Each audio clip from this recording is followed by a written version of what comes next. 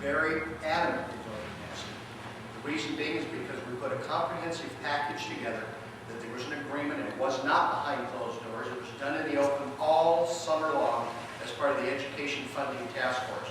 We put several pieces together, which had to do with fixing the unfunded liability, $10 billion unfunded liability for permanenters. It had to do with 3 years worth of $70 billion a year in revenue sharing to the municipalities. It had to do with increased costs for intensive needs, had to do with increased costs for transportation, had to do with a $100 increase to the base student allocation, and I can go on and on and on. It had to do with area cost differentials, and we phased in over a 5-year period. That was a comprehensive package that we put together.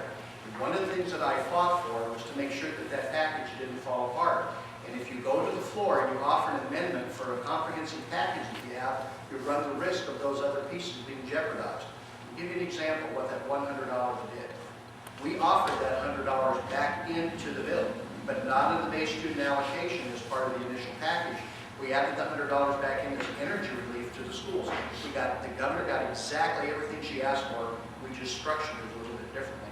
So these little half-truths about what happens and doesn't happen is getting to be really old. All right. So, well, I think the record is clear. Petersen is going to believes our schools need at least $100 extra out of the student allocation. And he isn't going to make any deals to compromise his ability to vote for our schools. does anyone have any questions here? Bob? Yes, I've been a teacher for 35 years, still active, 31 in Alaska. And I see increasingly how federal funding interferes with my classroom, particularly the fear that test scores are going down has created a situation where more and more kids are qualifying for special education. And the grade they earn is not as qualitative than years past. This is one of the things that I believe attacks my reputation as a teacher, because they get special help, and it's dividing the student body, because there's a lot of smoldering resentment for kids who do not get this help. They find their friends are getting higher grades, and they don't have that opportunity.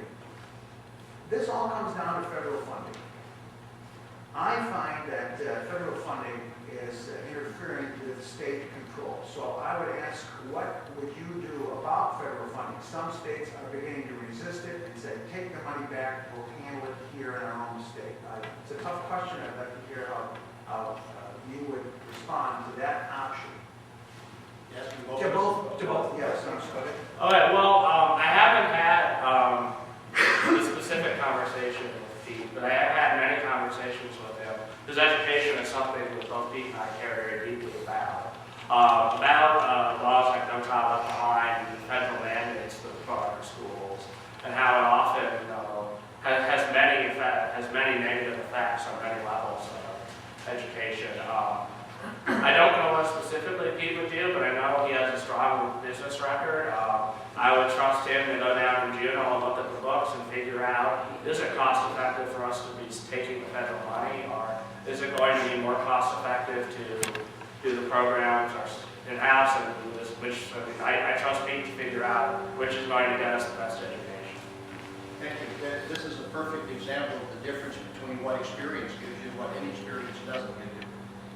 The fact of the matter is, if you do not try to fulfill the obligation of No Child Left Behind, and you say we're going to give up the federal money because we're going to do it ourselves as cheaper, you run the risk of giving up all of your federal dollars, not just for education. You lose your transportation dollars, you have to run the risk of losing some of your military dollars, and it goes right on down the line. It will cost us tenfold what we're having to pay. But you're absolutely right that the federal mandates that are put in there, they're not living up to it. For example, intensive needs special education is supposed to be funded at 40%. The federal government is now funding it at 18%. The states have to make up the difference. ESL is supposed to be funded at 40%. It's being funded at 14%. And the list goes on and on and on. If you think that's bad, take a look at health and social services. All right. So closing, did anyone else have a question? Go ahead. Bob? I'd like to start off with you, and kind of ties into what you were just saying. I would like to look at all of those federal dollars, not just the education ones. It seems to me that, you know, with a banking bailout bill that gives more power to the IRS and the Treasury Department, that it's the responsibility of our state legislature to protect us from a predatory federal government. And I would really like to know what your view on that is. I feel as a state citizen that we're getting attacked by people in Washington, and that the people in Juneau's only interest in is getting continued federal dollars, not protecting the citizens per the state constitution. And I would just like your view on that from both. I'd like you to start. Sure. Well, thank you for that. And first of all, I disagree with you. I don't think that as a legislature, that's all we've cared about is protecting the federal money that comes in.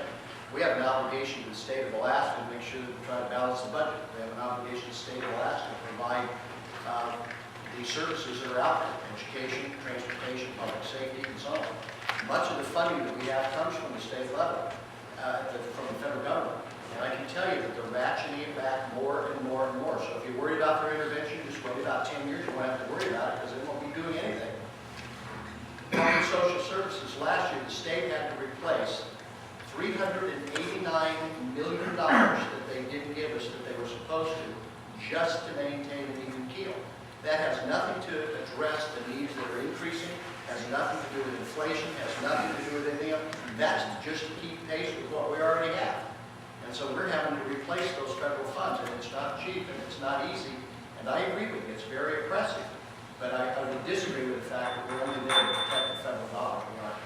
You know, the last 2 years, the state had a historic opportunity with the high oil prices to make some significant investments that are going to allow Alaska to function sustainably regardless of what happens in Washington.